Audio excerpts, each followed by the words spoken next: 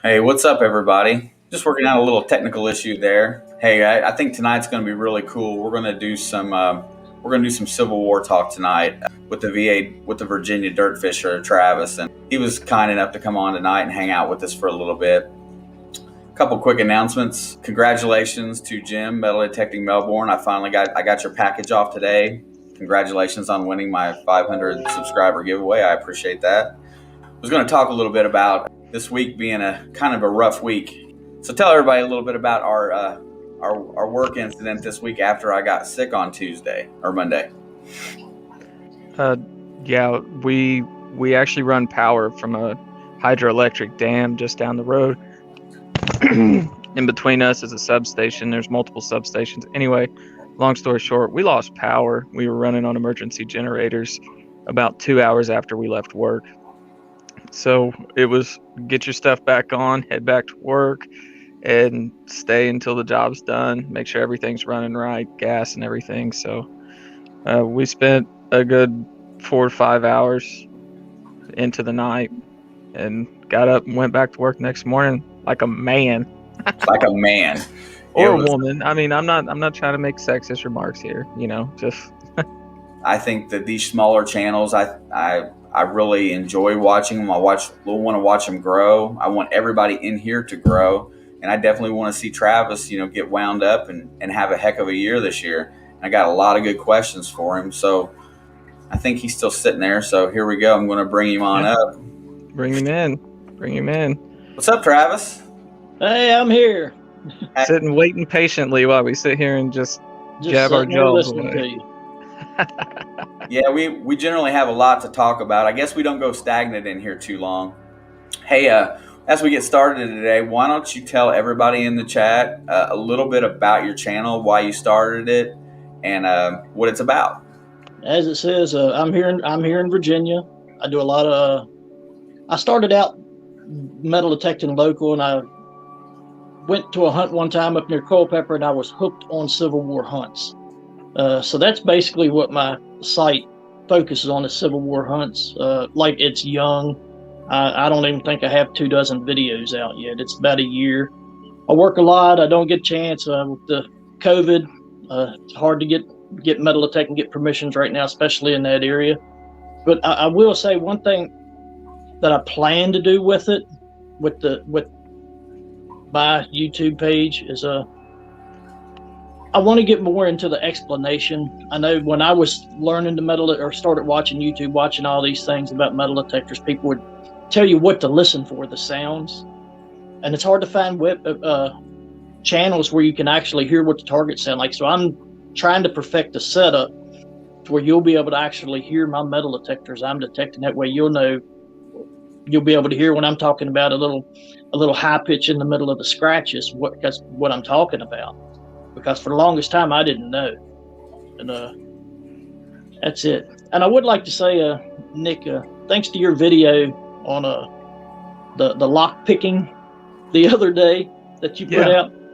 Thanks for making me really insecure about my buildings I have in my yard right now.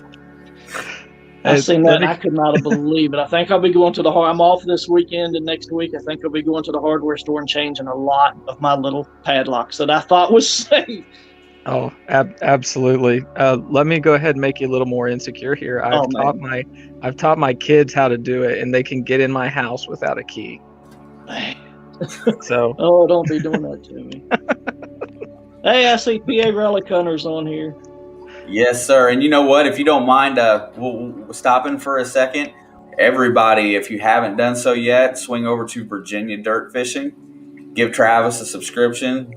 Give him a little bit of love, and I bet you he's going to start putting out some content this year again and rolling with it. So, we know you're a Civil War guy. You were talking to me the other day a little bit about the area that you live in, Virginia, and you said the legal part of it is really kind of tough, and then because a lot of areas federally protected because of battlefields. And so how do you go about how's your permission hunting? How do you kind of work into what you're doing? How do you get permissions? How does that all work for you? Well, for the past year, I've really had to change how I get permissions, because people in Virginia, we've been hit pretty hard by COVID, and people are pretty fearful. So instead of knocking on doors, I've done a lot through Facebook and through email and actually mailing. Instead of knocking on doors, I'm using the internet to look at properties, to research properties and everything. And I'm not gonna lie, it's been tough. I haven't gotten near as many permissions as I've gotten before, because it's real easy.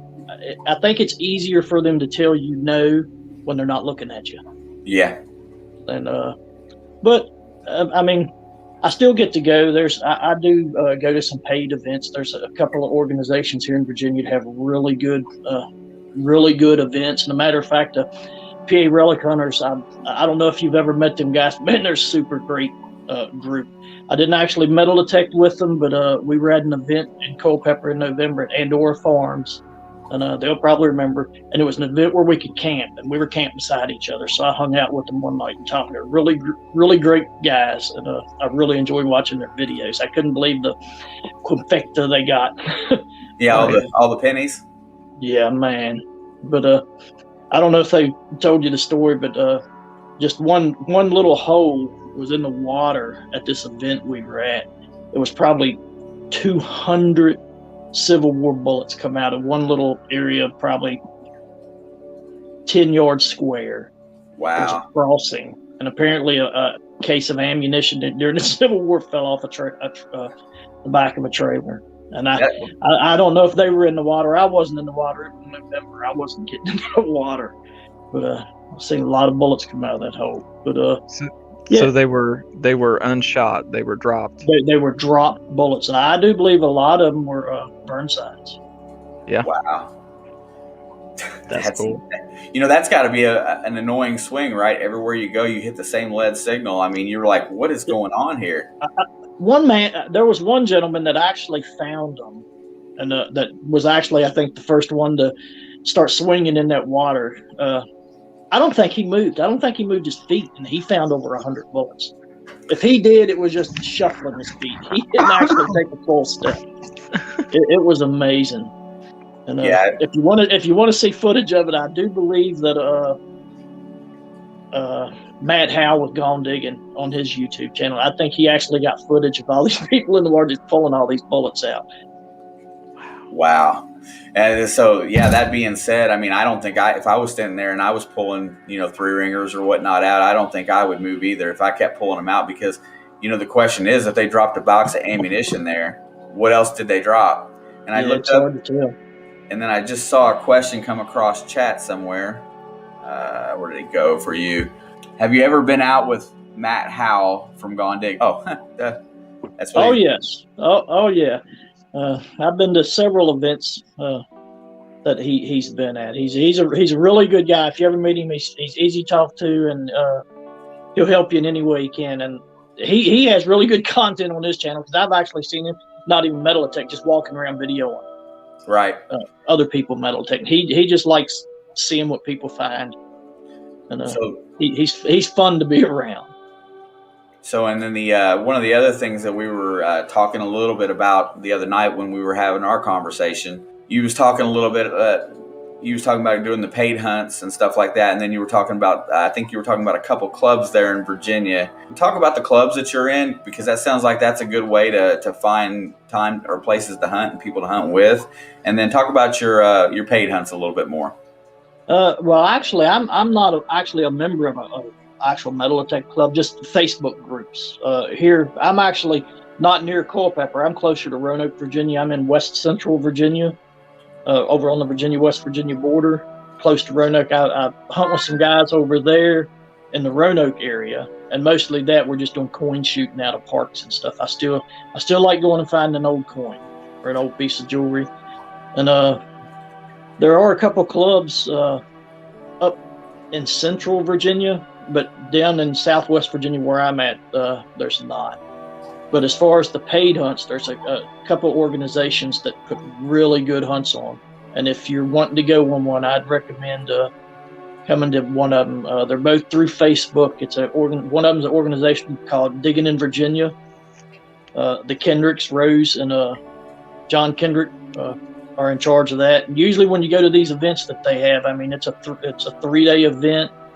and it's on a Civil War property. It's either where they camped for the winter, because Culpeper, there were Civil War camps. I mean, any winter up there was 100,000 people camped, 100,000 soldiers camping in Culpeper. It's the most fought over piece of property in the United States. It's what everybody says. And the other one is Just Go Detecting by James Bibb. And matter of fact, I'm getting ready to attend one of his events the end of March at a farm that I'm really looking forward to getting back to, because I started getting on some good stuff there last time I was there 2 years ago. But and both of them are through Facebook, and his are 3-day events also, and they're really good. Usually on Sundays they feed you. They have everybody brings in their stuff on Sunday at lunchtime, and they have trailers out, and you put your displays. You get to see what everybody finds: the buckles, the buttons, the bullets, the swords, the artillery shells. I mean, it's just a plethora of items that are found. And then after you eat, you go back and metal detecting. Yeah, that being said, what would be your what would be your holy grail of Civil War find? What are you looking for Civil War that you have not found? There's a lot I haven't found, but the CSA buckle, I haven't found one. I would love to find. I'd be happy to find a U.S. I've never found the big buckle. I would really love to find one. I've seen them found, and I've walked over them, but and not dug them. And I'm beginning to think it's because I didn't realize what they sounded like. Because I used, and that's one thing I will say about Culpeper. If you're going to go to Culpeper, especially inside of Culpeper, it's very mineralized soil. I would highly recommend a PI machine, a pulse induction machine, a GPX by Minelab, or one of the White's TDIs, but the GPXs do really well up there. But now, don't get me wrong, I've used the Equinox up there, and it will work. I don't know if any of y'all are familiar with, I know I'm going to say his name wrong, Andy Sabish. He literally writes the books on these metal detectors. I mean, he literally writes the books. And he showed me some things with the Equinox, and you're able to use them, the 800s up there. You base your program off the gold mode, off of the gold program. And I've had a little bit of luck with the Deus up there, but like I said, if you really want to get the deep targets down below 10 inches, you're going to have a GPX. For most of the soil, there's places up there that's not. If you're in a wooded area, you can, for some reason, I don't know why, but the woods aren't nearly as mineralized, and you can get by with a VLF machine. So are those farm fields otherwise, or are they just keep them mowed off? Yeah, most of the time. Most of them are soybean or corn fields that we're in, and I mean these farmers at these events are nice, and they will usually cut it real low or to where you're not fighting a lot of corn stubble and beans, because believe it or not, soybeans can be a nightmare. I mean, you definitely won't metal detect if the soybeans are still there. You can't swing them. No. But they're pretty good about having the fields cleaned off. That's good. And most of the places in Culpeper's either going to be that, and there's a lot of pastures up in that area. And I mean, there's other places besides Culpeper, because if you study the Civil War, there was a lot of fighting in that area. I mean, you have the Battle of Wilderness, Spotsylvania, then just 30 minutes away you have Fredericksburg, and there's just a ton of places in that part of Virginia to metal detect for Civil War relics. Yeah, it sounds like anywhere you go. The issue is getting the permissions, because the people have been, over the decades, they've just been asked so many times. I think they just get frustrated with it. And I can see in Virginia, you definitely don't want to go on public land. If you're in Virginia metal detecting, you better, if it's not private land, you'd better check with your locality. So they got strict rules and laws. Well, that's based to the national battleground stuff, and the laws and localities up there are strict or non-existent, or do you have to have permits? How's that work? There's some places like in Roanoke, they'll let you metal detect on in their parks and their public property with a permit. But now I do believe like Culpeper and Fredericksburg, places like that. It's pretty much no public property. Wow, that I mean, And so naturally, battlefields. If it's a national battlefield, you can't even drive in there. I'd be afraid to drive into one with the metal detector. I know a lot of times I'll be up there and I'll want to go take a tour of one of the battlefields. I'll make sure my metal detectors are in the motel, that they're not even in my vehicle. really, For fear of somebody seeing one. just thinking that you're out there poaching or whatever. Yeah, That's not a good thing. Well, I mean, and not to mention, so I mean, we've been focusing purely on the Civil War, but man, there's all kinds of, as far east as you are, that the historical ties go, all the way back. Is there? Oh man, colonial hunts. I mean, Yeah, the I mean, colonials. is there anything in the colonial? What's your best colonial find or pre-Civil War? I mean, I found a lot of buttons, coins, some old coins, a lot of buttons,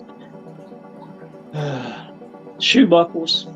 I mean, I don't know if y'all find very many shoe buckles out there, but in Virginia you'll find a lot of shoe buckles. And as a matter of fact, I was wanting to go to a hunt. Starts Saturday. It's in a place called King and Queen County, Virginia. And if I'm not mistaken, in the 1700s, it was one of the most populous areas of Virginia. And now there's just nothing. But I mean, it's home places all over that place. And I mean, they are old. They're late 1600s, 1700s home places. Yeah, that just makes me and feel good inside. Yeah, and then you go further east, you get down near the beach, like towards Williamsburg and Jamestown. I mean, you have to be on private property, but anywhere you go down there, you're going to be in colonial. I have a friend that metal detects down there, and we joke because you're always talking about the white whale. Mine's a silk real. I don't think I'll ever find a real. And he tells me, he said, you need to come down there and go with me one time. He said, because every time he goes out, he says pretty much he finds Spanish silver, a piece of some cut silver or something. Yeah, I got one, and I found it a few months ago, and it's melted, and it can barely legible on one side. I get one number off the date, and I was surprised to find it here, to be honest, where we found it. But it looks like hell, but it's mine. That's the way I look at it. And I just saw somebody. Where did you go? Dirty Deeds Metal Detecting. Welcome tonight. Nice to have you in here. We're in here talking to Travis. He's does Virginia Dirt Fishing, his channel. Make sure you get over and give him a subscription and give him some views and give him some comments about his content. Also, if you people don't mind, I would appreciate a few smashes of the like button tonight. And if you haven't subscribed to anybody on our panel tonight, please feel free to do that, and then after we're done with Travis's little interview, we'll bring a few of you up to have some conversation. And anybody that comes up and talks with us tonight, they will their link will go in the description for when we publish this, when it goes full. So that being said, back to Mr. Travis here. What's your goal for your channel this year? I mean, where do you want to come out in the next 10 or 12 months? I'd like to come up, as far as subscription-wise, sub-wise, I'd really like to be over 200.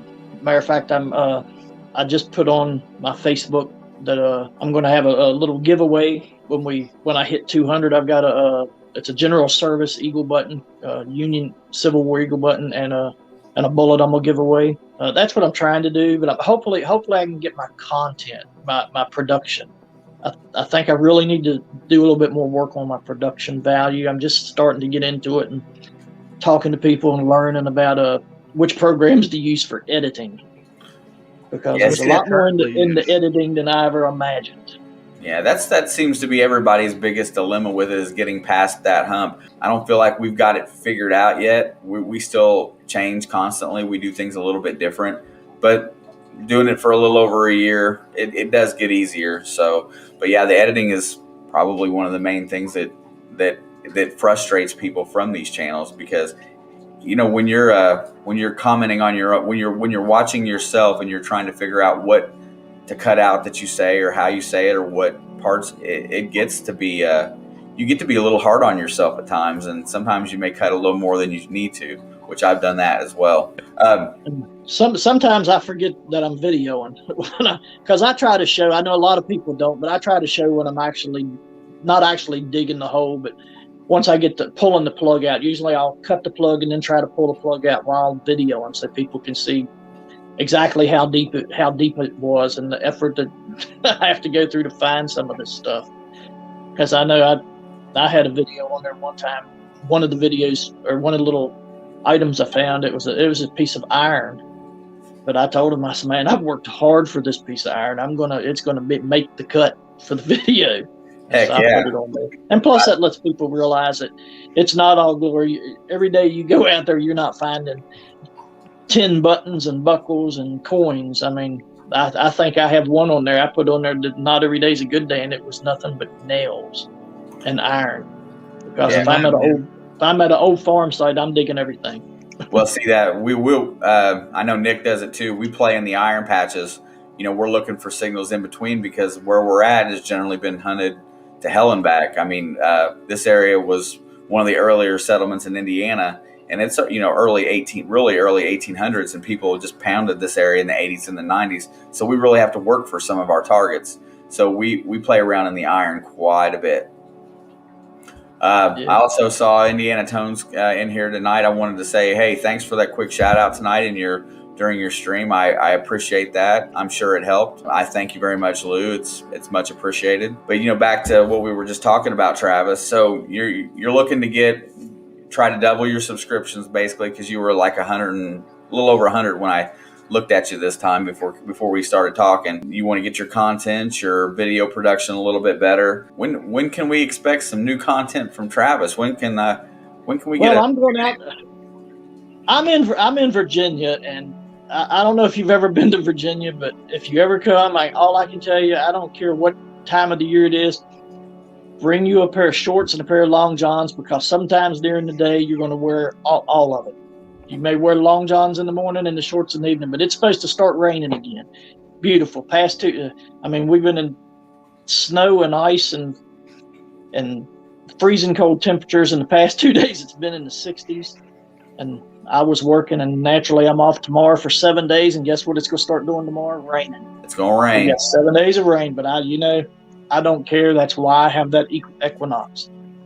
I'll just take it out in the rain, and I'm going to make a little hike to an old home place and see what I can find. So hopefully sometime this week we're going to have some new footage. I do want to do a video of what I take when I'm metal detecting, just to give maybe if somebody new's out there watching my channel to have an idea, because I see people take a lot of stuff that I would never imagine taking, because I try to go as light as possible, because there's times I'm going to be walking and I want to do. I've got a couple of ideas for stuff. I've modified the back of my truck a little bit for metal detecting. I want to make a little short. Y'all were talking about shorts earlier. I want to make a short about that. So it's if I can ever get some nice weather to where I can get out and actually do some videoing. But, some consistent. I'm going to try to tomorrow. I'm going to take the old GoPro out. Usually I use my phone. That's one thing I wanted to ask y'all. When y'all video, do y'all use your phone or GoPros? I've tried the GoPro. I've tried the phone. Go ahead, Nick.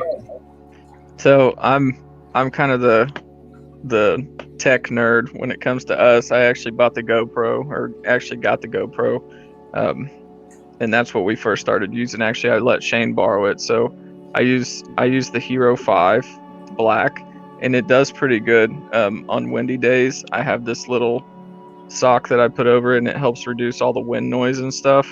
As long as your lens is clean and you have good lighting, the GoPro does an excellent job. But if you're starting to get into shadows and stuff, then your cell phones today pick up a lot of the low light stuff. So if you're in the woods or you got the sun on your back and you're down in this hole and you don't have a lot of light, that phone's definitely going to be good for that. But you want to make sure your phone is in the horizontal position so you fill the screen. And then for close-ups and stuff, I actually invested in this. So this is my Sony ZV-1. It's mirrorless, and you can actually, I can't get this thing backwards. It's you can flip the screen around so you can see if I wanted to record myself. I got the directional mic with the dead cat on it, and it helps with wind reduction. It's really good for close-up stuff. It's a little pricey altogether. I've got over $1,000 in just that camera, but I mean, there are people that do it just with a cell phone, and if as long as you keep everything clean and you are the kind of person that's going to dump all your media onto your computer so you're not blocking up your phone, building up all your storage, as long as you get that off and onto your computer, cell phone's a great way to go. Yeah, I gotta say that I mirrored everything that man has done, because he got that camera, and I seen some of how the main feature on that camera, if he wants to elaborate on it, is its focus capability. So like when you zoom in. Yeah. I don't always have the lens zoomed in. If you bring something up to it, it has a super fast focus on it, and that's something that the GoPro doesn't do. The GoPro doesn't zoom. Your phone does, but then it gets grainy. But with this guy, that's why I get the close-ups, and it just looks incredible. Yeah, the other thing that is like, say you got a coin there that you brought up close and you're trying to get focused on, and you ever notice on some of these videos, everybody sits there and they're always trying to get it to focus on that coin, and they're complaining about it. I wish it would hurry up and focus. This camera picks up so fast, and that was probably one of the main selling points for this camera. It was one of the fastest on the market for that. So we both use the exact same setup, and it's pretty decent. Really happy with it. Yeah, and I'm not saying go out and spend hundreds or over $1,000 on equipment, because you don't have to. I mean, there's plenty of channels out there that are run solely off of a cell phone. As long as you've got something to edit it with, you can make great videos with cell phones. The Virginia Dirt, or the PA, you are Virginia Dirt Fishing. PA Relic Hunters, he just said that's all that they use is their cell phones as well. So it can be done, and it can look good. It just takes a little practice. Yeah, and I'm not saying I'm that great at it either. I have a Canon DSLR, a digital camera, but it's awful big and bulky to be carrying around when you're metal detecting. Yeah. Because like I said, I pack light. Yeah. As light as I can. Yeah, it sounds but like I will say I did make a little contraption that goes on my shovel that I can mount my phone in. That way I can actually I'm not having to hold the phone. That's cool. I saw the clip for the pinpointer onto your metal detector. Oh yeah, my nephew made that. He's got a laser printer, so he made it for him, but it never made it back to his house.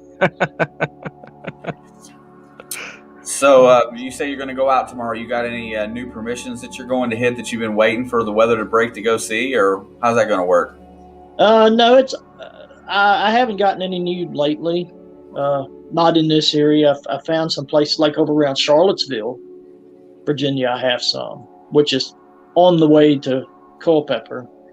It's about an hour and a half, but and I may go if I can get a pretty day this week. If the sun will come out for a little while, I may go over there, because when I go to that area, I try to use the Deus or the GPX where I can get really deep. But tomorrow's just a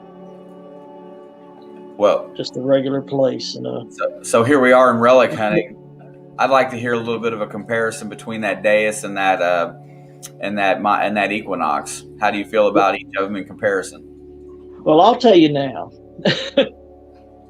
If you ever go, I know y'all don't have the beaches out there, but the Equinox 800, I think, is probably the best VLF machine you will find for a beach.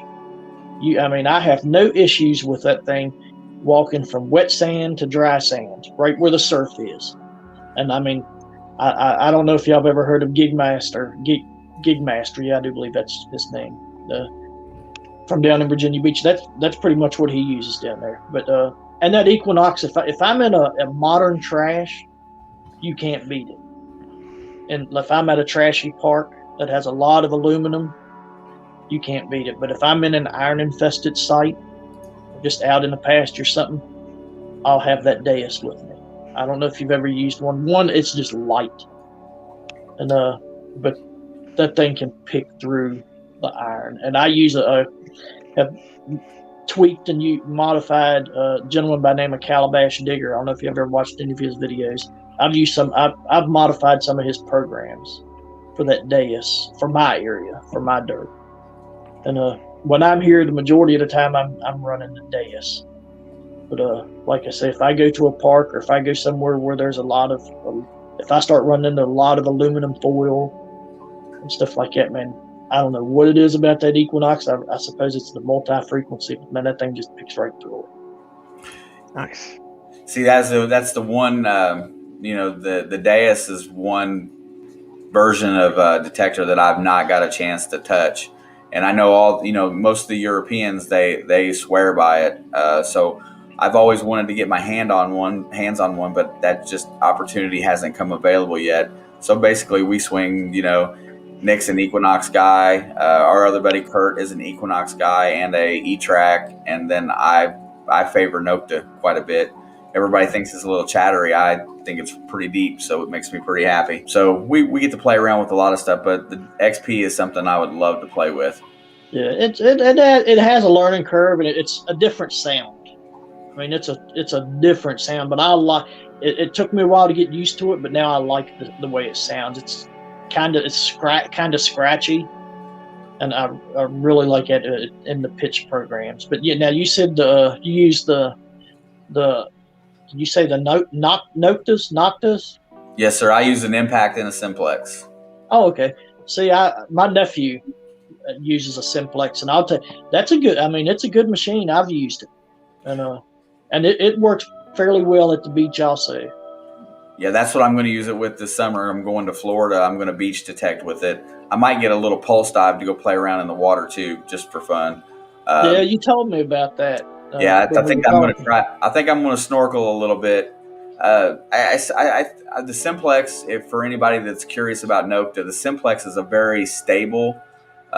It's not a very chattery machine that Nokta puts out. It's really stable, and it does really well. It hits pretty good depth. It can be comparable to the Equinox. The only thing that happens with the Equinox is that the Equinox can tell you a lot more nails, and the Simplex might trick you a few more times. The Equinox is definitely a little bit better at weeding out some junk, but depth is comparable. They're fairly. Nick and I did a video last year sometime where we went and we put them side by side with the small coils on there, and it was a pretty fair comparison. They did well, but the Impact is a very chattery machine. But it does hit really deep, so you're hitting everything going down, and sometimes it seems like it's a little more chattery than what it should be.